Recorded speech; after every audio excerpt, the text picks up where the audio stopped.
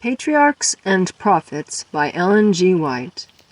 Chapter 9, After the Flood, Part 4, page 109. The depths of the earth are the Lord's arsenal, whence were drawn weapons to be employed in the destruction of the old world. Waters gushing from the earth united with the waters from heaven to accomplish the work of desolation. Since the flood, fire, as well as water, has been God's agent to destroy very wicked cities. These judgments are sent that those who lightly regard God's law and trample upon his authority may be led to tremble before his power and to confess his just sovereignty.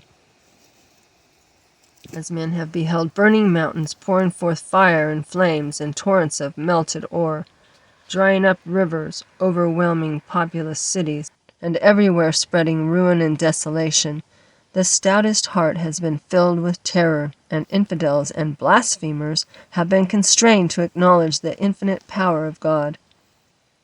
Said the prophets of old, referring to scenes like these, "Oh, that thou wouldst rend the heavens, that thou wouldst come down, that the mountains might flow down at thy presence, as when the melting fire burneth. The fire causeth the waters to boil, to make thy name known to thine adversaries, that the nations may tremble at thy presence. When thou didst terrible things which we looked not for, thou camest down, the mountains flowed down at thy presence." Isaiah 64, 1-3. The Lord hath his way in the whirlwind and in the storm, and the clouds are the dust of his feet. He rebuketh the sea, and maketh it dry, and drieth up all the rivers. Nahum 1, 3-4. More terrible manifestations than the world has ever yet beheld will be witnessed at the second advent of Christ. The mountains quake at him, and the hills melt, and the earth is burned at his presence. Yea, the world, and all that dwell therein. Who can stand before his indignation? And who can abide in the fierceness of his anger? Nahum 1, 5-6. Bow thy heavens, O Lord, and come down. Touch the mountains, and they shall smoke. Cast forth lightning and scatter them. Shoot out thine arrows and destroy them. Psalm 144, 5-6. I will show wonders in heaven above, and signs in the earth beneath, blood and fire and vapor of smoke. Acts 2:19. And there were voices and thunders and lightnings, and there was a great earthquake, such as was not since men were upon the earth. So mighty an earthquake, and so great. And every island fled away, and the mountains were not found.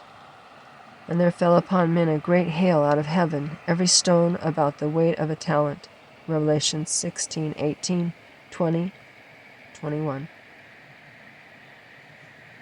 As lightnings from heaven unite with the fire in the earth, the mountains will burn like a furnace, and will pour forth terrific streams of lava, overwhelming gardens and fields, villages and cities.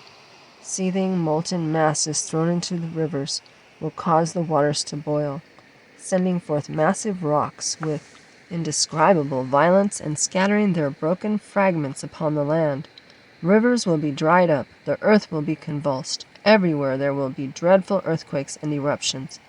Thus God will destroy the wicked from off the earth. But the righteous will be preserved in the midst of these commotions, as Noah was preserved in the ark.